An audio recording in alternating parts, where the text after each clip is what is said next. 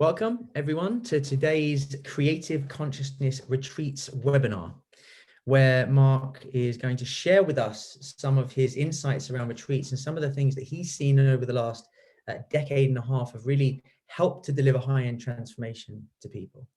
Now, for any of you that don't know me, my name is Nick Bell. I'm a student of Marc's and of Creative Consciousness, and I have to say I'm utterly humbled to have been invited to come on and present with Marc today. So thank you, Marc. It's a great honor.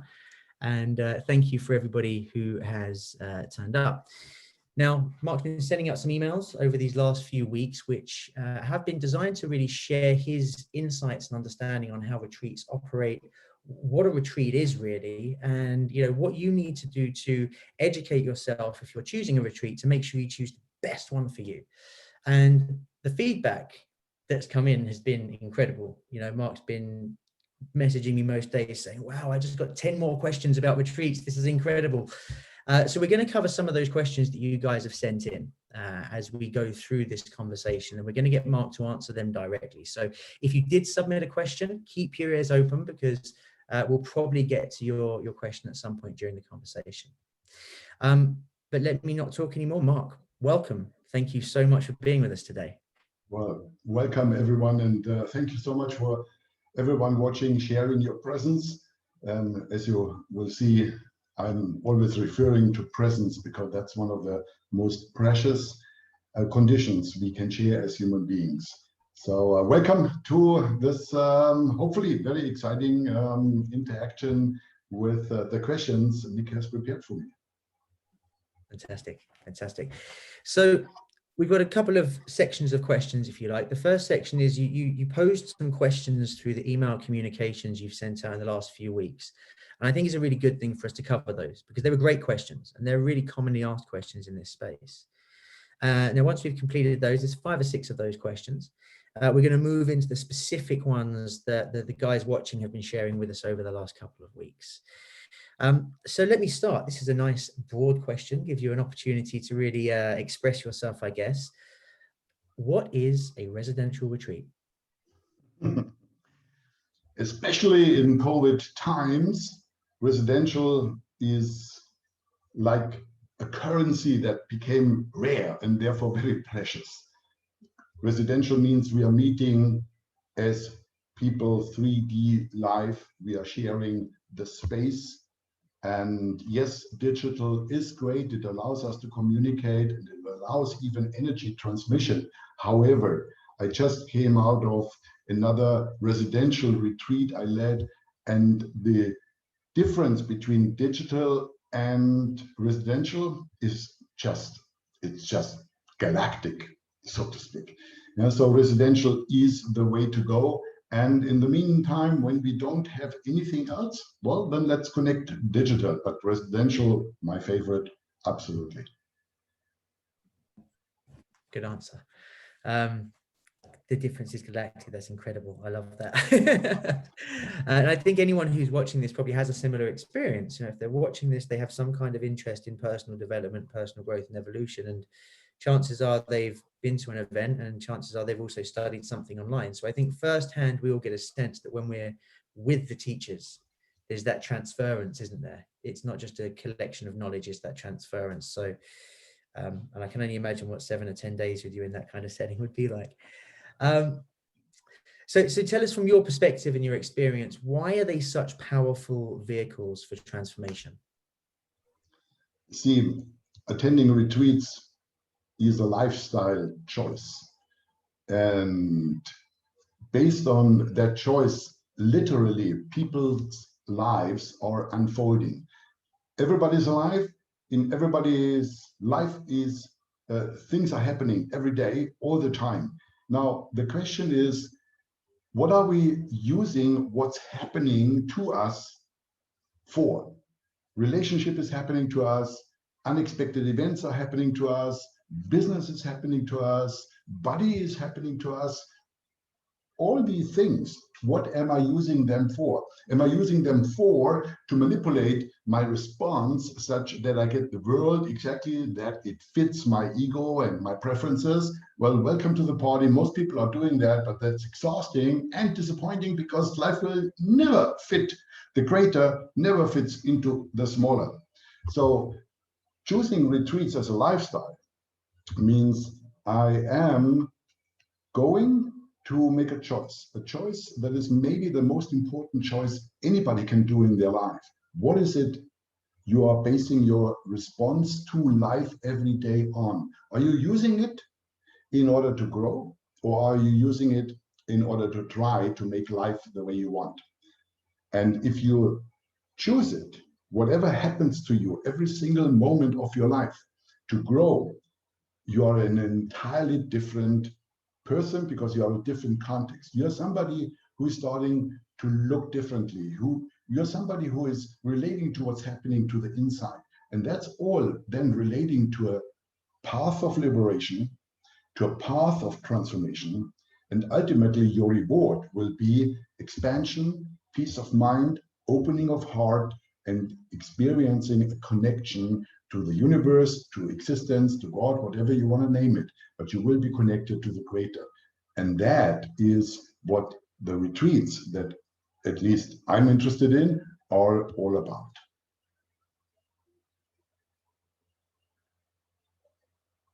I'm on mute there. It sounds like a very holistic approach to dealing with one's evolution rather than picking one thing. It's like life gives us these opportunities. Let's bring them together. Very good. No, there are different avenues how to approach your particular theme that is most challenging at the moment in life. You know, sometimes for some people, relationship is most challenging. For others, business is most challenging. Others, internal stuff. So when I speak with people and also when I design the retreats, I do it according to a theme that they can go into resonance with.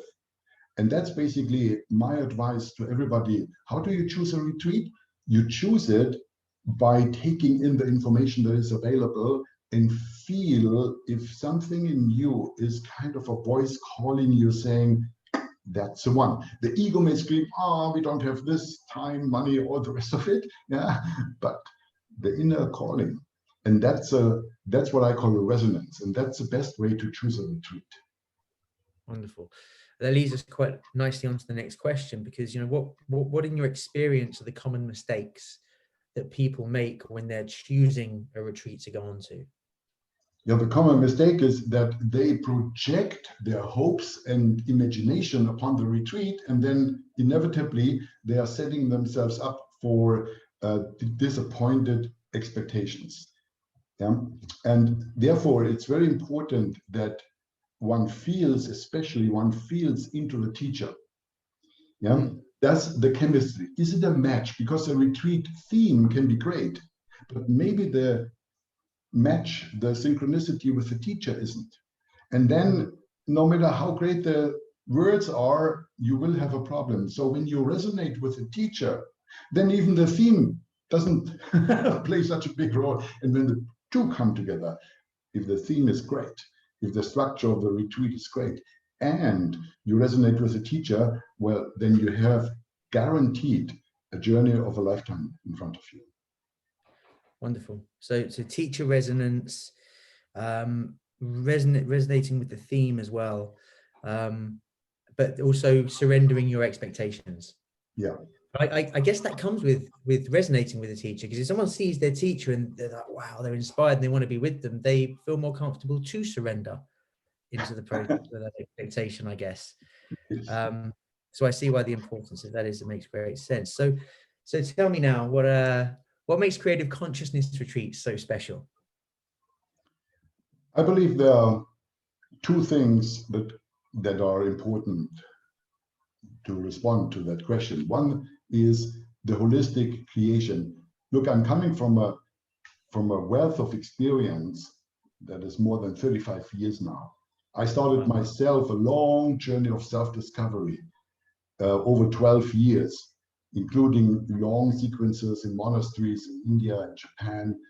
And from that experience, authentically, I created the retreats and made it accessible for the modern seeker so that they don't need, because not everybody has the opportunity as I had to have a lifestyle that allows to hang out in monasteries, jump for years. And, so in a retreat, in a creative consciousness retreat, you will find the authentic source and the energy in the substance of the retreat, plus a holistic composition of the best teachings, the best parts of teachings of all kinds of traditions coming into one holistic, meaningful process through which then I take you from day to day to day, and what you experience is a proven transformational process that goes to the very depth of your essence and opens you up to your life so that you can bring this transformation, this being into your life and make your life a transformational experience. Beautiful. Absolutely beautiful. And of course, there's a lot of people that have gone through this process with you. I think you mentioned to me previously, it's over 500 people have graduated through these retreats. Now, that must have afforded you an opportunity to see some insane magic moments. I mean, are there any real big, powerful moments that stand out to you that it's appropriate for you to share with us? Look, when in a retreat, you open up to the process. That means as a participant, you are suddenly getting into something that wasn't really clear to you, because otherwise you wouldn't need to come to a retreat. So you take the risk, you expose yourself, I lead you into a process, you get challenged, and sometimes it's really challenging. That means your resistance comes up. The patterns that hold you back in life are becoming bigger. They're becoming more conscious. So you go into a resistance to what's happening, and then comes the breakthrough. In life, we have opportunities always to escape. We go to the refrigerator, take the chocolate, we're going to switch on the TV and all the rest of it. This is the avoidance mechanism. In a retreat, we set up the same kind of principles that challenge people in life, but then in a retreat, because it's conscious, we are showing a different way. And when that breakthrough is happening, when the ego falls off the person, when the resistance is opening into a beautiful faith and surrender and clarity and presence of moment, people are free. You can see it in their eyes. The face changes. 10 years fall of the face. The light of childhood is coming back into the person's aliveness. And when that happens, then my whole being and even my existence is confirmed. People mirror back to me who they are, and when we share this presence, then it's an experience that is just not of this world. And that is a touching moment every single time it happens with every single participant. And sometimes even many times during a retreat, it can be a roller coaster, but the roller coaster is an upward movement. That means when you come out of a retreat, you are not the same person anymore. You are a different person, you are the same person on a different level. Let me put it like this. Very, and it very much sounds like you've created these retreats to almost be like a microcosm of life, like very representative of the experience of living a life. And that's super clever. I've never heard you explain it like that before, but that's really smart, because one of the things that you see a lot with retreats, or when I've looked into the retreat industry before, for like a short period of time afterwards, people are really boosted and motivated, but after being back in the real world for a period of time, that kind of gets diluted and chipped away and chipped away and chipped away. And I guess this helps to overcome that, doesn't it? Because they're actually within the retreat practicing and experiencing scenarios they may then come across in real life. So they're better set up to deal with it. Would you say that's accurate? Yes. Then you see, I was in my mid-20s when I learned all the spiritual principles from the various traditions. I was asking myself, why was I born in Germany?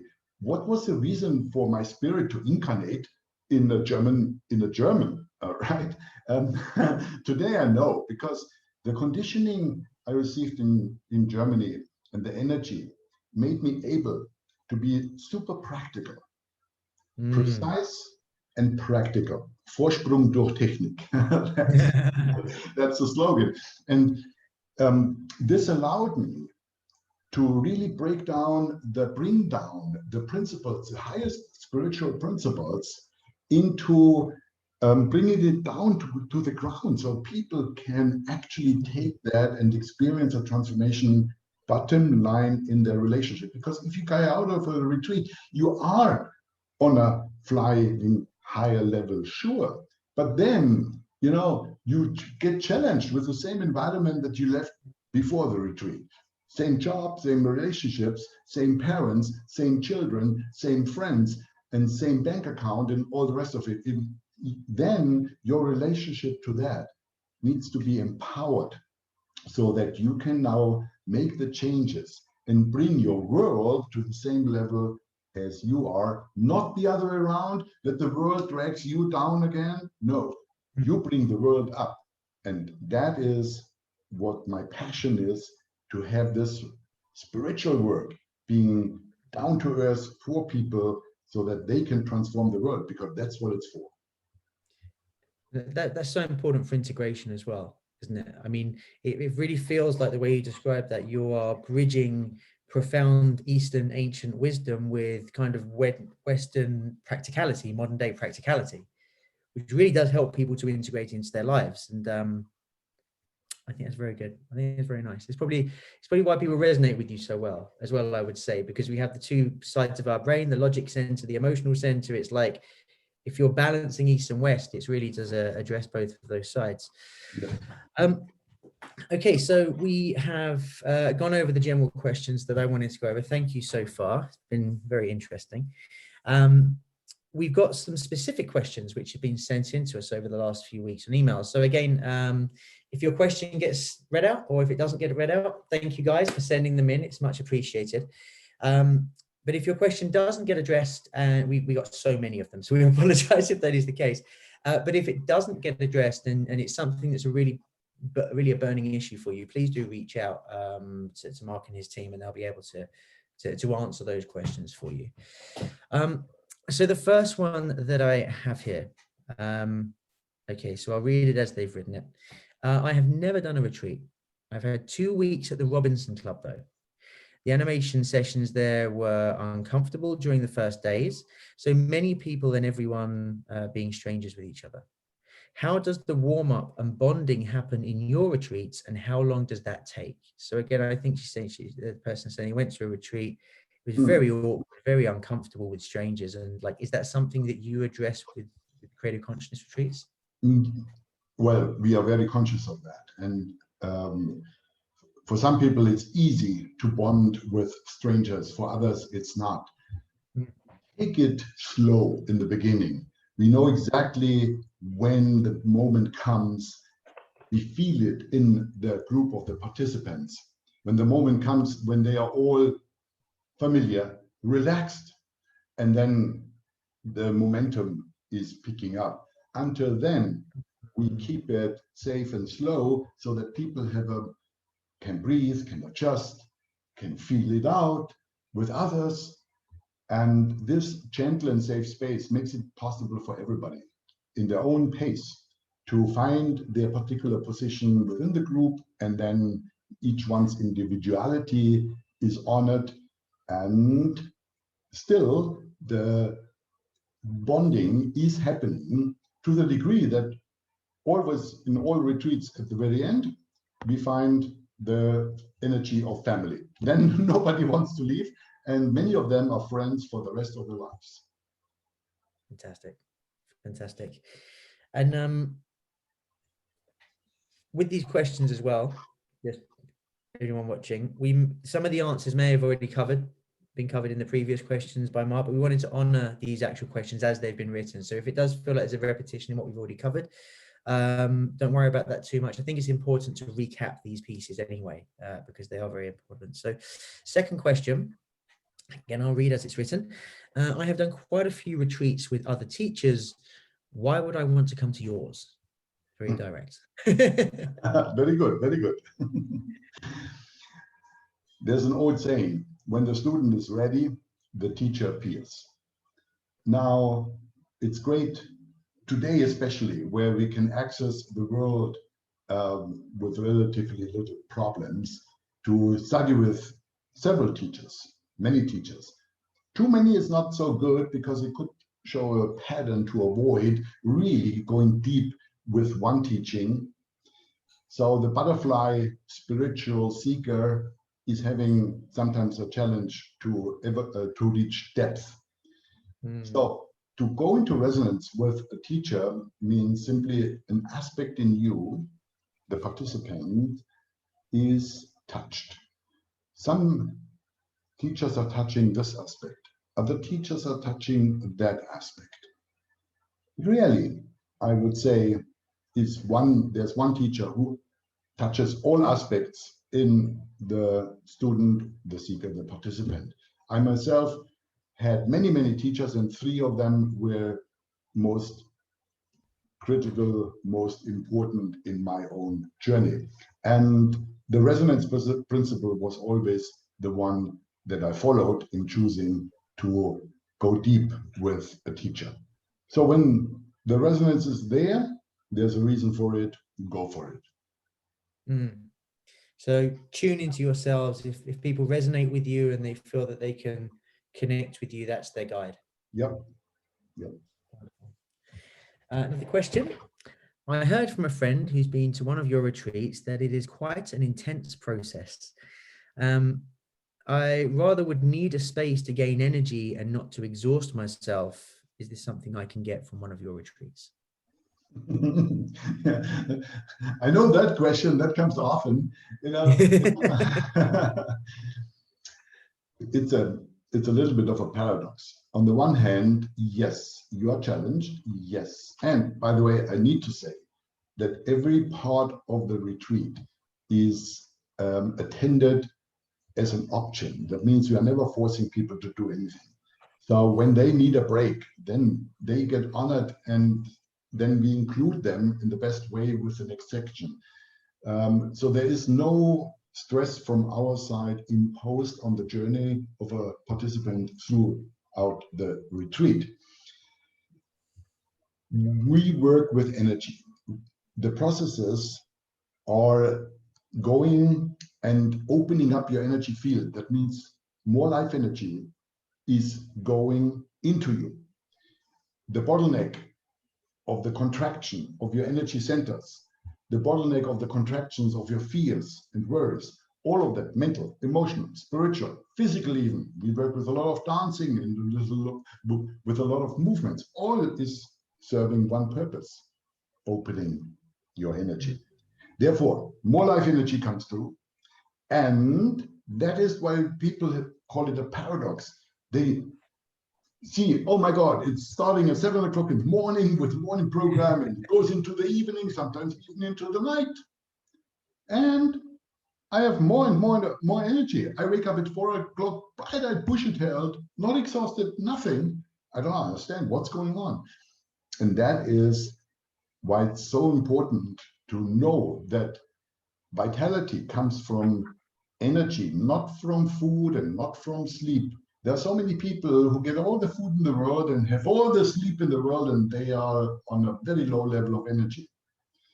So let's not make the mistake to think, I need that amount of hours of sleep and that kind of food, and we don't starve anybody, and you can sleep as long as you want. As I said, there's no obligation or subtle group pressure. But what people time and again testify, all of them, is that as we go through a retreat day by day, the energy is just getting higher, more and more and more. So no worries, come in as you are, and you will definitely get out very energized. And I have a natural knock-on question to that, something which just intrigues me. So, when people tune into the process that you go through there to really open up these channels of energy and vitalize themselves, Are they exercises and processes that they, after the retreat, they can repeat at home to kind of stay connected to the practice and to the energy of that? Is that a possibility? Like, are there guided meditations that they can then do at home? Are there different exercises or whatever that they can then repeat themselves to help with that continuation of what they connect to there? Yeah, there are some, but not many. That has a reason, not because we're hiding anything. It has a reason. The reason is anything that you really experience on a transformational level of insight means not an indoctrination. You have an authentic experience by yourself. You realize something that goes so deep that it changes you on the fundament of who you are. For that, you never, ever, ever have to do a single breath in your whole life to keep that alive. It's with you. You open the door, it's never closing again. And yes, we recommend do particular meditations, etc., etc. But all of that is in no comparison to the power of you having seen something by your absolute experience in this moment. And for this, the processes are designed to open up that possibility. One insight is good enough to change your life forever. Beautiful. I absolutely love that. That's really quite exciting. I'm not gonna lie. Anything that creates that shift, that moment is just beautiful. Another question here. I read on your website that accommodation is in shared two bedrooms. To share a room with a stranger feels very challenging to me. So it's not really a question, more of a statement, I would say. But is there anything that you want to respond to that statement? Yeah. So part of our retreats is to reflect on the dynamics that happen between people. So outside of the processes, because the pure fact that people are sitting in the kitchen or sharing a bedroom brings up exactly the stuff that is not transformed. And when in the morning sharing circle, which we always have, when two people who share a room, saying, oh, that happened, and the toilet wasn't flushed correctly, or this was not happening, or that was not happening, the principles that are underneath that kind of behavior and the reaction to it are the most rich fertilizer for spiritual insights. I just need to take that, what happened, and slowly link it to the deepest spiritual principles.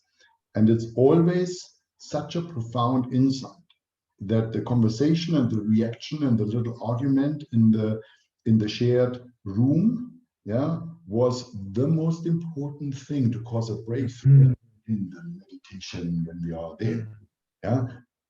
Earth and heaven, yin and yang, they always go together. So I personally go as far as saying, hey, choose a person to stay with that you really can already feel will trigger you. So then you have the best learning opportunity in the world. But people choose their roommates by themselves. So we make recommendations simply from practicability purposes. But if they don't want, or if after an evening or the night sharing room, next day they want to change, no problem at all. So everybody is free to move with what we can arrange, and we always are willing to help.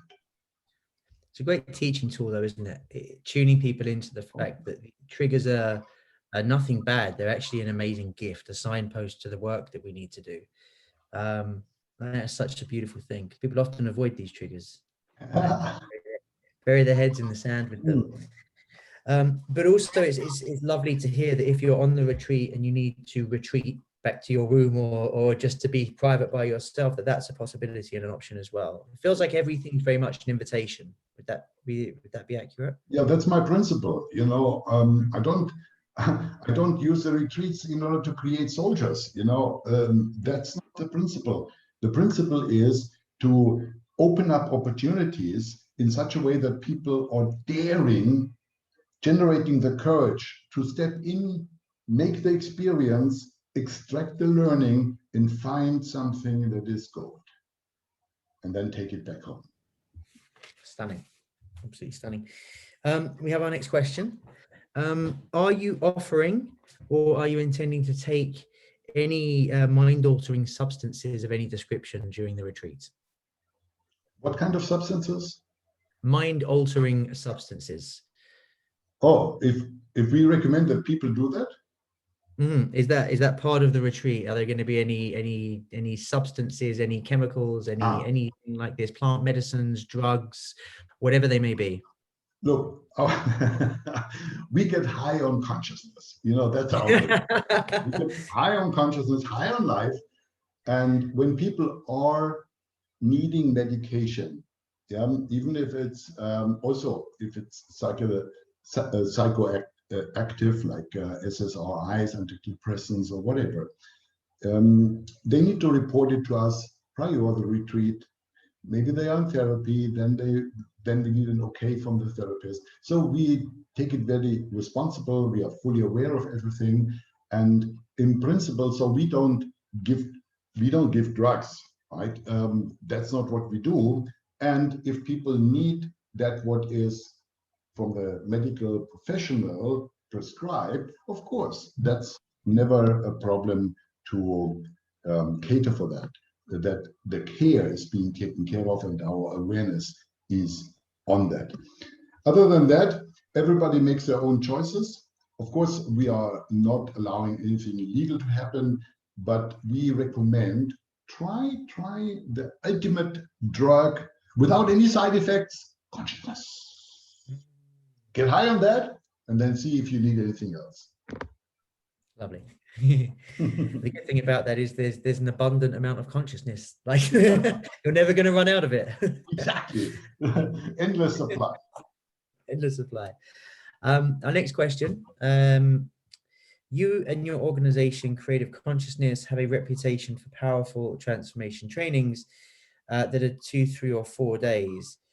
However, I noticed on your website that your retreats are typically 7 to 8 days. That seems like a long time to me. Again, not really a question, more of a statement, but I think you get what they're kind of pointing at. Yeah. I believe that 7, 8 days, maybe even 10, are the perfect time for anybody looking for deep, long-lasting, real profound changes. I mean, I know in our 2, 3, and 4 day trainings in creative consciousness, we are able to create a lot of miracles. I mean, we're doing that for such a long time with over 7,000 graduates by now. We know the impact for many people is huge and lifelong. In 7, 8, 10 days, personally working with someone, experiencing them in a space like the retreats, I'm able to pick up so much more about what a person is stuck with, what needs transformation, what needs awareness. In a 2, 3, 4 day training with hundreds of participants, it's not possible. Therefore, the retreat space is very precious for everybody looking for an individual, deeper journey. And for that, it simply needs less participants and more time. And I guess what you said earlier about creating, facilitating opportunities for triggers, it gives a larger window for those triggers to occur. And we can all kind of stomach someone for 2 or 3 days, but when you get to 5, 6, or 7 days, I guess that's when it really starts. Yes. I would love to see you running the Big Brother house, by the way, just a group full of 30 people in there for 3 months, see what you do with that. I think that'd be a great TV show. That would be definitely something. I believe I would even say yes to that if somebody really would dare to make me that offer. The Big Consciousness house. It's a real cool challenge, you know, to see what can we do in a setting like that. Very interesting idea. Yes. Very interesting. Maybe we can manifest that. That'd be fun. Okay, so I have another question for you. I have done so many things in my life to become a more liberated person inside. All was great, but nothing lasted. Besides having an expected great time at your retreats, what is left afterwards? Yeah. See, if that person comes into a retreat and shares that, in the beginning of the retreat, it would be very valuable for me, because then I know there's something that is between that person who has that experience and the ultimate surrender of that resistance that doesn't allow the insights to sink to the deepest level from where they cannot be denied anymore. So in other words, that person plays probably on a level of maximum 97%, and 3% are reserved. They are not shared. Nobody taps into that last resort where the ego can hide, where the ego can survive. And that's why it wasn't lasting so far. So I would work with that person on finding what is the fear of doing that last step. Yeah? And then working on removing that fear so that the person can do the steps, see they don't die, metaphorically speaking, and therefore having reached the summit that they wanted to reach all the time and never have managed to do. So it really feels like this person who's shared this question here, I mean, the best thing they can do for themselves right now is get onto a creative consciousness retreat, because they're not going to go through the motions of just what everybody else is going through. Yeah. You're going to work with them to address that blockage, which is stopping them from reaching their goals. Exactly. It's ultimately going to improve everything they ever do in the future. Yes. Personal development wise, they'll experience it much better. Beautiful. I have another question here. I am rather an introvert. Often when it comes to groups, I don't fit in, or I don't want to fit in. You know, group pressure, exclamation mark. How is that at your retreats? I think I responded to that in one of the earlier questions, that there is no pressure. And we make it very clear in the beginning when we speak about the rules and all that stuff, that everybody is responsible for their own journey. That means we are offering the journey, and how you take it, how the participant is taking that, it's entirely their responsibility. And we mean that. In other words, there's no energy of an underlying judgment if somebody takes a little bit more time. If somebody is doing it in their own particular way, there is no judgment, zero whatsoever. And therefore, it's a safe space for everybody to find their own pace and their own intensity, how they make use of what we are doing and what we are facilitating. Very, very good. And do you ever get it? Yeah, just to lead on from that question, you know, have you ever got it where you've got to the end of a week or the end of a 7 to 8 day retreat period, and someone just hasn't connected with the group at all for that week? Have you ever experienced that, or does it just never really end up that way? In a 7-8 day process, we are maybe at day 4 or 5, but then the group and the sharing is so open that people now dare to say, hey, you know, in a respectful format.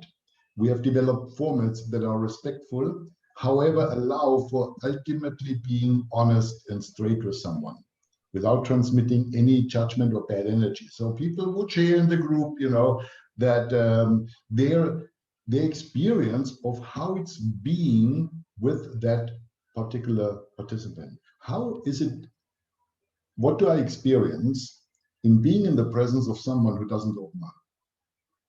Day in, day out, day in, day out. We give them love, we give them care, and they don't open up. Yeah, if I share how my heart is aching in the presence of someone closed and not wanting, resisting to open up, although everybody is like offering help, usually that goes so deep to that person, into their heart, you know, from heart to heart. When heart to heart starts to resonate, then magic is happening. It sounds very demystifying, because, you know, we all know that we all have a different reality inside our minds, the way we see things. And I personally believe that a lot of the breakdowns in relationships are because we just don't understand the way the other person sees it. You have two real kind-hearted people who are almost speaking different languages. I just love that, you know, a space where you can say what needs to be said, because that person being quiet, being an introvert, probably thinks that nobody notices them, rather than, you know, so I think it's such an illuminating thing. And it comes back to that piece you said earlier about introducing new awarenesses. Like that can be a game changer for somebody for the rest of their life in every relationship. I have seen it so often, you know, that, but the heart energy is the most important thing. You know, you can confront people and telling them the straight truth into the face, and nothing is happening because the heart energy is missing. So you need to be fully connected, transmit heart energy so that the person feels 100% seen, and then speak the truth without any connotation of a expectation. So that there's zero pressure, there's non-attachment of the teacher or the group member, and then in that climate, the closed flower is opening up. Wonderful. A bit more about you here. This next question: what was the best retreat that you have ever participated in yourself? That's a big question. The best retreat I participated in. Best as in most value.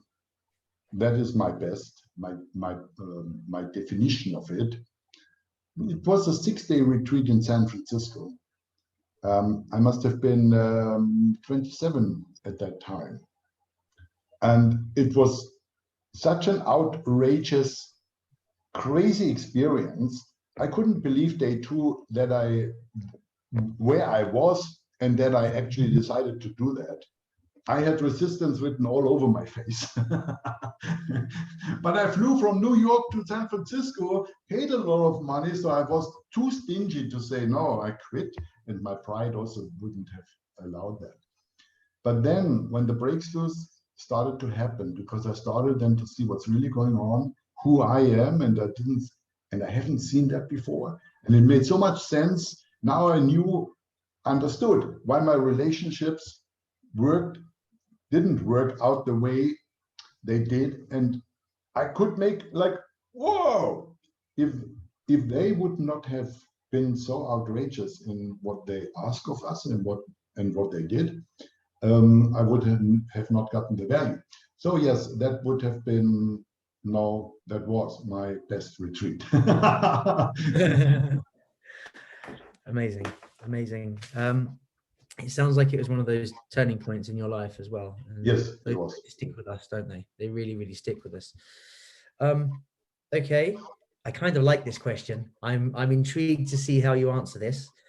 How are the ethics handled in your retreats when it comes to attraction between participants? Ooh. So a little bit of impromptu romance, perhaps. And what is the general take on that? Look, in a retreat space, with such an openness, where people are really stripping off their ego and all that, and the roles in the mask, we become so real. And when you become real, you become so beautiful that almost everybody falls in love with everybody. Right? Men with men and women with women, and of course men with women and vice versa. And then we dance and we celebrate, we love celebration, and then things get a little bit further. So we do have a Solomonian ethical code. There are a couple of clear instructions, especially for the teachers and the team. But amongst participants, it's called everything goes by mutual consent. Now, we spend a lot of time explaining what mutual consent is. We've asked people whether they feel free to say no, yeah, and so on and so forth. So we take people into the responsibility to sense in this moment whether that what they are now have as an impulse to do is still appropriate. And we teachers and the team make 100% sure that we follow a particular code that is intern, that honors all of that, so that we don't engage and disturb the energy with our personal whatever is going on in us.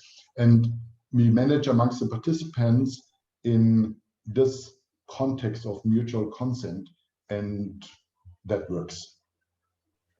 Sounds very good. Sounds very sensible. And again, it sounds very conscious, like unsurprising. You know, that's the theme of the day, I think.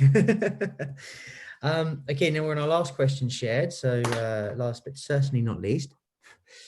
They say, I am looking for a space where I can really dive into my personal stuff. How big are your groups, and what space is there for individual guidance? The typical retreat group is around 20 to 30, which allows enough space and individual recognition and individual guidance. The processes we do are designed for that group size, which allows then everybody to have their particular moment where they go on stage and do something and get full attention from me, from the team, from the participants.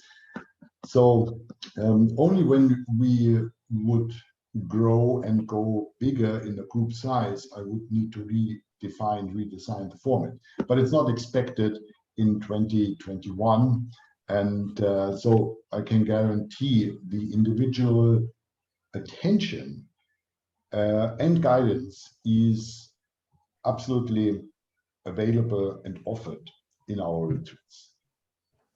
Beautiful. So I know that was a question that came across in a few different formats, but the same sort of essence to the question. So I think that's really valuable for people. And I think this whole conversation with you has been incredibly valuable. I also am planning my 2021 trips and vacations, and just going through this process with you has really connected me with the value of what is going to take place and what is going to happen. You know, I'm out of questions at this point. I feel like I'm absolutely saturated with new information. So the best thing for me to do is there anything else that you want to share? Anything else that you want to say that perhaps the questions didn't give you a platform to say or share? I'm just really in appreciation of the many questions that always lead to the same kind of desire people have to take their spiritual journey deeper, because everybody, whether they are conscious or not, is on a spiritual journey. They may not like it, not like the word, they may be in denial of it, but hey, yeah, we all want to be happy, and everything that is in the way, anything that is in the way of being happy is subject of disturbance, subject of what we are dealing with. And to do that in a far more successful way than the usual chaotic power and struggle that life is for most people. And yeah, I wish for everybody that they dare to consider there is a far more beautiful, easy way to live life than we were taught at school or from the media. So yeah, welcome to the world of consciousness and conscious living, today more important than ever. And if I can be a part of that journey with what I have to give, then I'd be more than happy to welcome anyone on one of the next retreats with my heart. Beautiful sentiment. Thank you. Very beautiful sentiment. And so I think if anyone is watching and they want to find out some more, there'll be a button which pops up on the screen that should be there just now. And if you click that button, you can go through to the Creative Consciousness website, which Marc and his team have recently revamped. It's looking fantastic. And the reason that's the best place for you to go is you can look at the actual schedule of retreats, and you can look at logistical details, where they are, because again, your decision may be driven by the theme, but it may also be driven about the timing, and it may be driven by the location. All the locations that Marc chooses are pretty spectacular. So you can't really lose on that front. But if you go through to, if you click the button, you go through to that page, you can take a look there.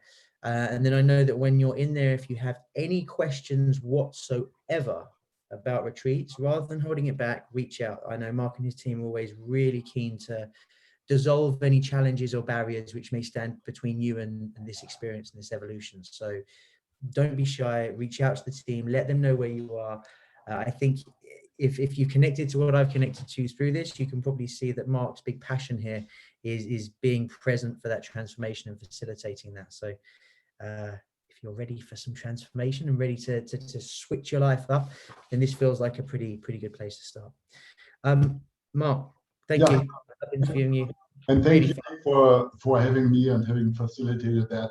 I hope it is valuable for many people. Thank you. Me too. Good day. See you soon, buddy.